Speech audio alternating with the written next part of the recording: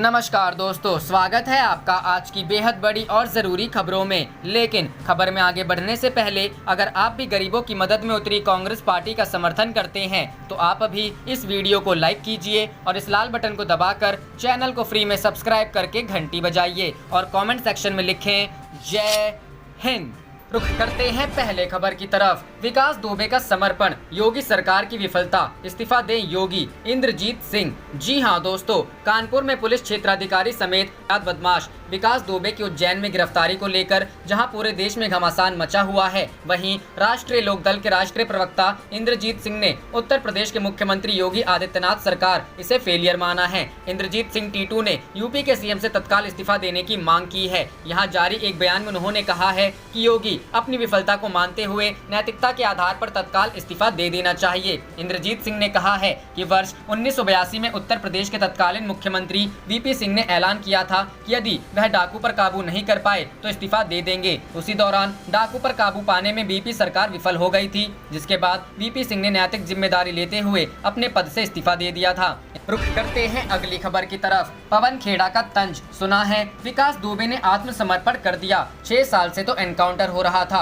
जी हां दोस्तों, कानपुर शूटआउट का मुख्य आरोपी विकास दुबे लंबे समय से फरार रहने के बाद आज गुरुवार पुलिस की गिरफ्त में आ गया है। विकास दुबे की गिरफ्तारी के बाद एक तरफ जहां उत्तर प्रदेश सरकार अपनी पीठ थपथपा रही है, वहीं दूसरी ओर विपक्ष ने योगी सरकार पर निशाना साधा है। कांग्रेस प्रवक्ता पवन खेड़ा ने ट्वीट कर गैंगस्टर विकास दुबे की गिरफ्तारी पर सवाल उठाए हैं। बता दें कि कानपुर शूटआउट में 8 पुलिसकर्मियों की जान लेने वाला मुख्य आरोपी विकास दुबे मध्य प्रदेश के उज्जैन से गिरफ्तार किया गया है। गिरफ्तारी या आत्मसमर्पण, हालांकि वो गिरफ्तार किया गया है या उसने आत्मसमर्पण किया है, इसको लेकर पुलिस की तरफ से कुछ भी स्पष्ट नहीं किया गया है। जानकारी के मुताबिक बुधवार को फरीदाबाद में छिपे होने की खबरों के बीच गुरुवार को वह उज्जैन के महाकाल मंदिर पहुंचा। पहले उसने मंदिर में जाकर दर्शन किए, उसके बाद मीडिया की उपस्थिति में खुद को पुलिस के हवाले किया। इसी कड़ी में कांग्रेस नेता पवन खेड़ा ने योगी सरकार पर हमला बोला है। पवन खेड़ा ने कसा तंज। कांग्रेस प्रवक्ता पवन खेड़ा ने लिखा, देश भर में तो पिछले 6 सालों से विकास का एनकाउंटर हो ही रहा था, अब सुना है मध्य प्रदेश में तो विकास ने आत्मसमर्पण ही कर दिया। बता दें कि विकास के आत्मसमर्पण पर समाजवादी पार्टी के मुखिया अखिलेश यादव ने भी सवाल उठाए हैं। उन्होंने योगी सरकार से यह सवाल किया है कि उसने सरेंडर किया है या पुलिस ने उसे गिरफ्तार किया है। ट्वीट करते हुए अखिलेश यादव ने लिखा कि खबर आ रही है कि कानपुर कांड का मुख्य अपराधी पुलिस की हिरासत में है। अगर ये सच है तो सरकार साफ करे कि ये आत्मसमर्पण है या गिरफ्तारी, साथ ही उसके मोबाइल की सीडीआर सार्वजनिक करे जिससे सच्ची मिलीभगत का भंडाफोड़ हो सके। रुख करते हैं अगली खबर की तरफ। बिहार विधानसभा चुनाव को टालने के लिए पटना हाईकोर्ट में बिल दायर, अगले साल चुनाव कराने की मांग। जी हां दोस्तों, बिहार में लगातार गहराते जा रहे कोरोना के खतरे को देखते हुए विधानसभा चुनाव को टालने की मांग तेज होती जा रही है। पटना हाईकोर्ट में आज याचिका दायर विधानसभा चुनाव की तिथि बढ़ाने की मांग की गई है। जनहित याचिका में कहा गया है कि तय समय यानी अक्टूबर में विधानसभा चुनाव कराए गए तो स्थिति बेहद खतरनाक हो सकती है। अगले साल फरवरी में चुनाव कराने की मांग। पटना हाईकोर्ट में अधिवक्ता बद्री नारायण सिंह की ओर से दायर अर्जी में कहा गया है कि बिहार में कोरोना का संक्रमण लगातार बढ़ता जा रहा है। इस महामारी से मुकाबला करने के लिए आम लोगों के साथ ही सरकार भी परेशान है, लेकिन बीमारी का संक्रमण रुकने के बजाय बढ़ते ही जा रहा है। इस परिस्थिति में तय समय यानी अक्टूबर महीने में चुनाव करना खतरनाक है। बिल दायर करने वाले वकील ने याचिका में कहा है कि कोरोना के कारण लोगों के सामने जान बचाने की चुनौती खड़ी हो गई है। वहीं महामारी के इस दौर में रोजी रोटी जुटा पाना भी मुश्किल होता जा रहा है।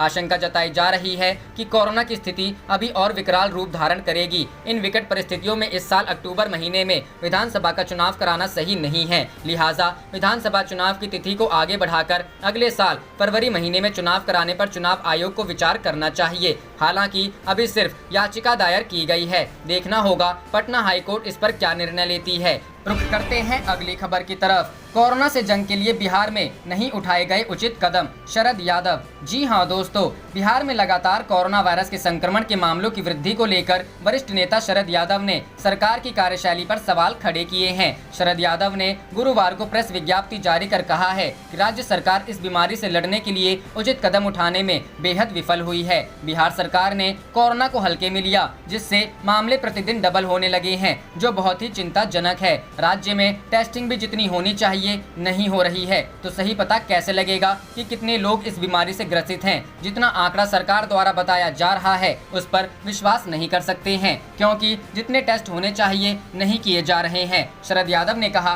कि राज्य सरकार द्वारा अचानक तालाबंदी के बाद किसी भी मामले को, चाहे वह प्रवासी मजदूर का हो या छात्रों का हो, कुशलता से नहीं संभाला है। जो क्वारंटीन सेंटर भी बनाए थे उनमें भी आवश्यक सुविधाएं उपलब्ध नहीं कराई गई थी। इस तरह से राज्य सरकार ने शुरू से ही कोरोना बीमारी के लिए उठाने वाले कदमों में ढिलाई बरती है, जो निंदनीय है। सरकार का काम जनता के जनजीवन आवश्यक सुविधाएं प्रदान करना होता है, जिससे जनता सुखी जीवन व्यतीत कर सके, मगर बिहार सरकार की इसमें कोई रुचि नहीं दिखाई पड़ती है। वरिष्ठ नेता शरद यादव ने आश्चर्य जताते हुए कहा कि बिहार सरकार को काफी समय तैयारी का भी मिल गया था, उसके बावजूद भी कोई ऐसा काम नहीं किया जिससे कि जनता को बीमारी से बचाया जा सके। उन्होंने कहा कि बिहार राज्य में 13 करोड़ की जनसंख्या है, उस पर प्रतिदिन 9 से 10 हजार टेस्ट किए जा रहे हैं, जबकि दिल्ली में जनसंख्या कुल 2 करोड़ है और यहाँ पर 20 हजार टेस्ट किए जा रहे हैं। उन्होंने कहा कि यह बहुत गंभीर बात है कि एनडीए की सरकार केंद्र और राज्य में होते हुए भी जनता को बीमारी से बचाने के लिए कोई राज्य में ठोस कदम नहीं उठाए गए हैं।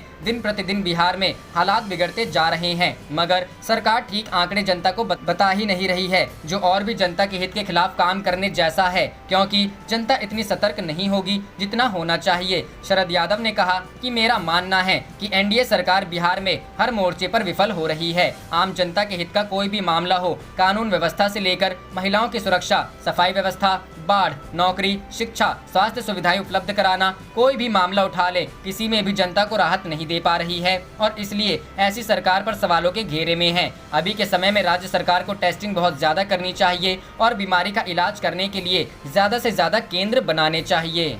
रुख करते हैं अगली खबर की तरफ। आरजेडी में मनमुटाव से परेशान है तेजस्वी, आपसी गिले शिकवे दूर करने की सदस्यों से की अपील। जी हां दोस्तों, बिहार में विधानसभा चुनाव को लेकर कोरोना काल के बीच भी गहमा गहमी का माहौल देखा जा सकता है। इस बीच तेजस्वी यादव लगातार पार्टी के सदस्यों के साथ बैठक करते नजर आ रहे हैं, लेकिन आरजेडी के अंदर कलह से तेजस्वी यादव भी परेशान हैं। यह शिकन उनके माथे पर आरजेडी मीटिंग के दौरान दिखी। दरअसल पार्टी के विधायक, जिलाध्यक्ष और प्रधान महासचिवों के बीच आपसी मतभेद से तेजस्वी यादव परेशान हो गए हैं। उन्होंने सभी से की अपील, एक बार विधानसभा चुनाव के लिए एकजुट हो जाएं। यह पार्टी के लिए और आपके लिए बहुत जरूरी है। सबों के बीच मनमुटाव को दूर करने के लिए साथ में खाना भी खिलाया गया। मीटिंग के बाद पार्टी के प्रदेश अध्यक्ष जगदानंद सिंह ने कहा कि विवाद की वजह से मीटिंग की बात बिल्कुल गलत है, लेकिन आपने देखा किस तरह से हमारे एमएलसी लूट लिए गए हैं। हमें इसके लिए सजग रहना है। हम चाहते हैं कि जल्द से जल्द हमारा प्रशिक्षण शिविर खत्म हो और हम कार्यकर्ताओं को प्रशिक्षित भी करें। वहीं बिहार में डिजिटल चुनाव प्रचार भी आरजेडी के लिए एक मुसीबत का सबब बनी हुई है। मीटिंग के बाद विधायक आलोक मेहता ने कहा कि हमारा वोटर डिजिटल प्लेटफॉर्म से वाकिफ नहीं है, इसलिए हमने चुनाव आयोग से डिजिटल चुनाव प्रचार पर रोक लगाने की मांग की है। इस पर आरजेडी प्रवक्ता भाई वीरेंद्र का कहना है कि अक्टूबर से पहले लालू प्रसाद यादव जेल से बाहर होंगे। आधी सजा उन्होंने काट ली है, हम उनको बाहर लाने के प्रयास में लगे हुए हैं।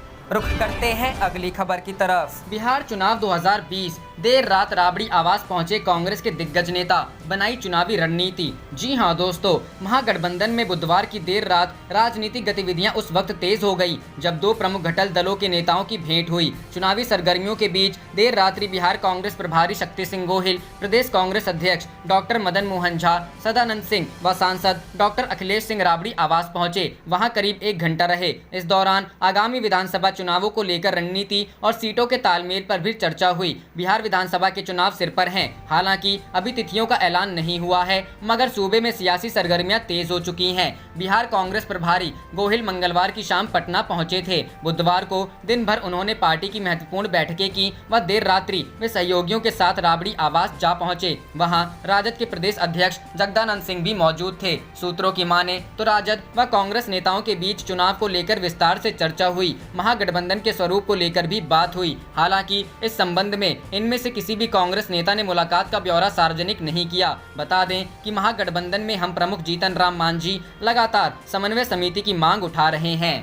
रुख करते हैं अगली खबर की तरफ। बिहार में चुनाव हो और लालू यादव उससे दूर रहें, ऐसा हो नहीं सकता। जी हाँ दोस्तों, विधानसभा का चुनावी रणनीति झारखंड से तय करेंगे। उनका राजधानी रांची के अस्पताल रिम्स में इलाज चल रहा है। चुनाव करीब आता देख अस्पताल में रोजाना भीड़ भी लग रही है। इसके अलावा विपक्षी महागठबंधन की कवायद में लगे अन्य दलों के नेता भी उनसे मुलाकात कर रहे हैं। पूर्व में लालू यादव से मिलने जुलने पर लगी सख्ती नई सत्ता में वापस हो गई है। हाल ही में कांग्रेस नेता सुबोध कांत सहाय ने जेल प्रशासन की अनुमति के बगैर लालू प्रसाद से मुलाकात की, जिससे विवाद भी सामने आया था। बिहार में जेडीयू भाजपा गठबंधन के खिलाफ लालू प्रसाद मोर्चाबंदी करना चाहते हैं। फिलहाल गठबंधन का खाका तैयार करने को लेकर दलों के अपने दावे हैं, पर लालू का निर्णय सर्वोपरि होगा। जल्द ही उन बड़े नेताओं के यहां आने का सिलसिला शुरू हो सकता है। सूत्रों के मुताबिक फिलहाल कई नेताओं ने मुलाकात के लिए संपर्क किया है। राजद प्रमुख के निर्देशानुसार नेताओं को बारी बारी से अनुमति दी जाएगी। लालू जेल में सजा काटते हुए इलाज कराने के लिए रिम्स में भर्ती हैं,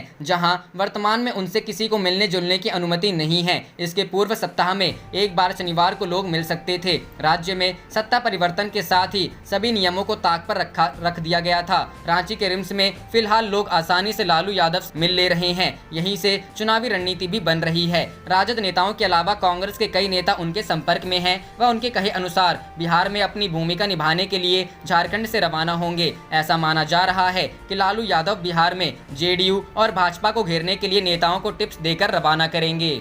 रुख करते हैं अगली खबर की तरफ। ट्वीट के खेल से बिगड़ा एनडीए में मेल, चरम पर पासवान नीतीश की तकरार। जी हां दोस्तों, चुनाव नजदीक आने के साथ ही बिहार में तल्खियों का दौर शुरू हो गया है। महागठबंधन हो या फिर एनडीए, दोनों ही गठबंधनों में खटपट चल रही है। बात अगर एनडीए की करें तो केंद्रीय मंत्री रामविलास पासवान, उनके पुत्र और लोजपा के राष्ट्रीय अध्यक्ष चिराग पासवान तथा बिहार के मुख्यमंत्री नीतीश कुमार के बीच रिश्ते सामान्य नहीं है। यानी कि पासवान पिता पुत्र और नीतीश कुमार के बीच रिश्तों में खटास है। चिराग और नीतीश के बीच की तल्खी की लगातार खबरें भी सुर्खियों में हैं, पर रामविलास पासवान से रिश्ते सामान्य ही रहते हैं। पर फिलहाल ऐसा देखने को नहीं मिल रहा है। रामविलास पासवान और नीतीश कुमार के बीच खटपट उस दिन खुलकर सामने आ गई जब मुख्यमंत्री ने केंद्रीय मंत्री को उनके जन्मदिन पर बधाई दी। बधाई के बाद रामविलास पासवान ने भी नीतीश कुमार को पहले गर्मजोशी से धन्यवाद किया, लेकिन अचानक उन्होंने अपना ट्वीट डिलीट कर एक साधारण ट्वीट के जरिए धन्यवाद किया। रामविलास पासवान के डिलीट किए गए ट्वीट के बाद बिहार की राजनीति में नया उबाल आना लाजमी था।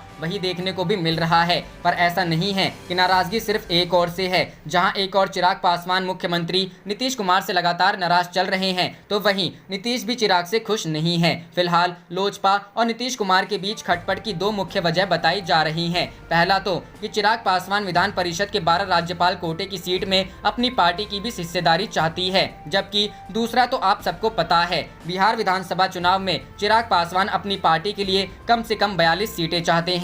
फिलहाल खबरों के मुताबिक उन्हें 25 से 30 सीटों के बीच मिल सकती है। ऐसे में दबाव बनाने की राजनीति लोजपा की तरफ से लगातार की जा रही है। चिराग पासवान भी नीतीश कुमार पर लगातार हमलावर रहे हैं।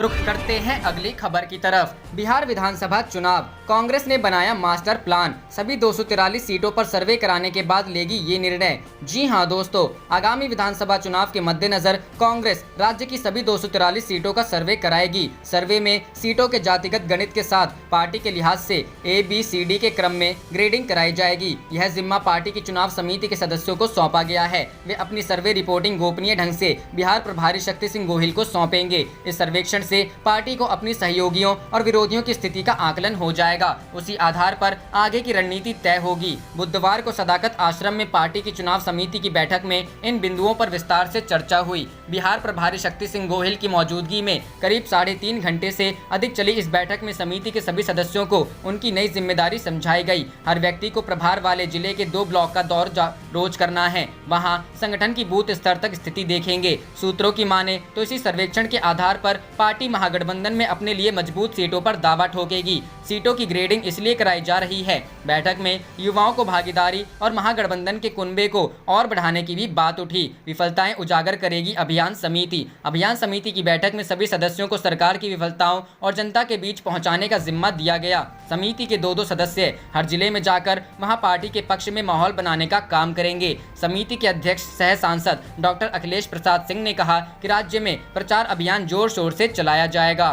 रुख करते हैं अगली खबर की तरफ। कांग्रेस ने पीएम मोदी से किया सवाल, पूछा क्या गलवान घाटी पर भारत का दावा कमजोर किया जा रहा है। जी हां दोस्तों, पूर्वी लद्दाख की गलवान घाटी में पिछले महीने भारतीय और चीनी सैनिकों के बीच एक अभूतपूर्व हिंसक झड़प हुई थी, जिसमें एक अधिकारी सहित 20 भारतीय जवान शहीद हो गए थे। इस घटना पर गुरुवार को कांग्रेस ने प्रधानमंत्री नरेंद्र मोदी से गलवान घाटी की स्थिति को लेकर सवाल किए। पार्टी ने प्रधानमंत्री से पूछा कि क्या अपने क्षेत्र में ही एक बफर जोन का निर्माण किया जा रहा है और गलवान घाटी पर दावे को कमजोर किया जा रहा है। कांग्रेस के मुख्य प्रवक्ता रणदीप सुरजेवाला ने भारतीय सेना की गलवान घाटी में पीछे हटने की रपटों के बीच प्रधानमंत्री से 4 सवाल किए। सुरजेवाला ने ट्वीट कर कहा, प्रिय प्रधानमंत्री जी, क्या आप हमारे क्षेत्र में बफर जोन का निर्माण करा रहे हैं?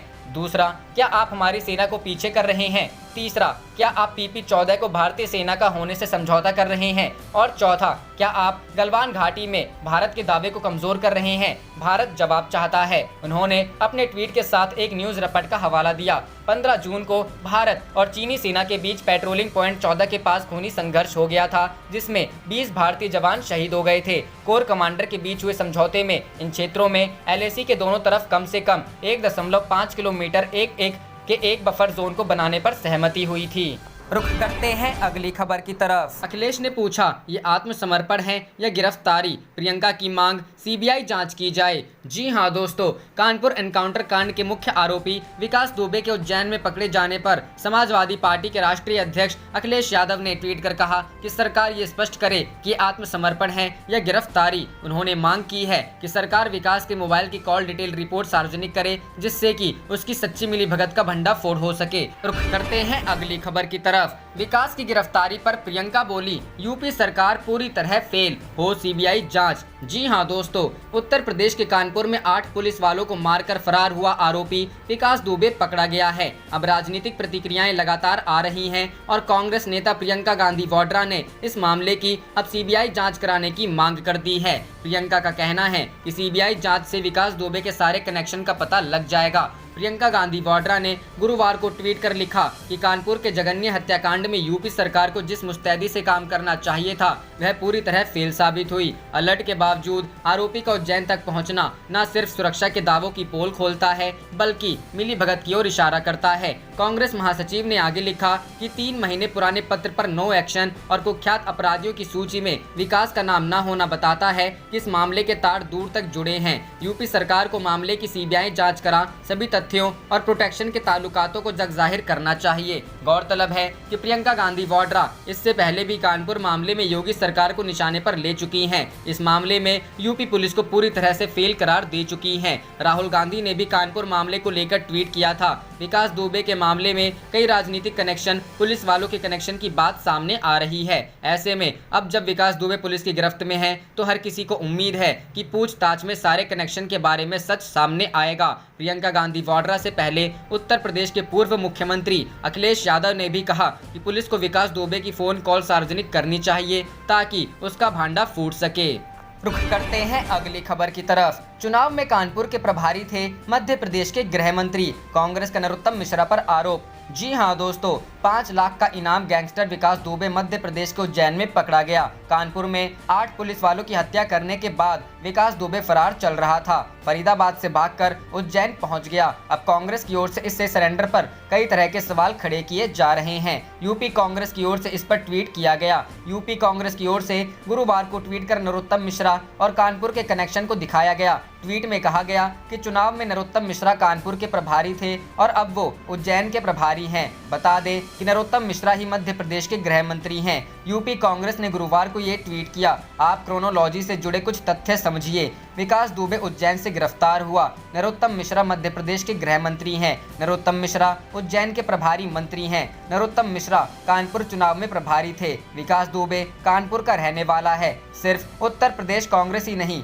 बल्कि अब मध्य प्रदेश कांग्रेस की ओर से ये भी आरोप लगा दिया गया है। मध्य प्रदेश कांग्रेस की ओर से ट्वीट किया गया कि गृह मंत्री नरोत्तम मिश्रा यूपी चुनाव में कानपुर के प्रभारी थे और अभी उज्जैन के प्रभारी हैं। आपको बता दें कि गुरुवार को विकास दुबे के पकड़े जाने के बाद सबसे पहले नरोत्तम मिश्रा का ही बयान सामने आया था। नरोत्तम मिश्रा ने कहा था कि हमारी पुलिस किसी को छोड़ती नहीं है, विकास को गिरफ्तार कर लिया है। मंत्री की ओर से बयान दिया गया था कि पहले से ही विकास दुबे क्रूरता की हदें पार कर रहा है। ऐसे में अब मध्य प्रदेश की पुलिस को ये बड़ी कामयाबी मिली है। नरोत्तम मिश्रा के मुताबिक मध्य प्रदेश पुलिस पहले से ही अलर्ट पर थी। रुख करते हैं अगली खबर की तरफ। विकास दुबे की मध्य प्रदेश से गिरफ्तार पर कांग्रेस ने उठाया सवाल। गृह मंत्री मिश्रा पर लगाए गंभीर आरोप। पूछा, यह संयोग है या प्रयोग है या सत्ता का दुरुपयोग है? जी हां दोस्तों, कुख्यात आरोपी विकास दुबे की मध्य प्रदेश के उज्जैन से गिरफ्तार की खबर आने के साथ ही सियासत तेज हो गई है। मामले में कांग्रेस नेता आरपी सिंह ने मध्य प्रदेश के गृह मंत्री डॉक्टर नरोत्तम मिश्रा पर गंभीर आरोप लगाते हुए पूछा, यह संयोग है या प्रयोग है या सत्ता का दुरुपयोग है? कांग्रेस इस मामले की उच्च स्तरीय जांच की मांग करती है। कांग्रेस नेता आरपी सिंह ने कहा कि उत्तर प्रदेश विधानसभा चुनाव में कानपुर के प्रभारी नरोत्तम मिश्रा थे और अब कानपुर का ही कुख्यात हत्यारा मध्य प्रदेश में आकर सरेंडर करता है। इसमें उन्होंने मिलीभगत की आशंका जताते हुए सवाल किया, यह संयोग है या प्रयोग है या फिर सत्ता का दुरुपयोग है? आप देख रहे थे आपका अपना चैनल जय हिंद जय भारत।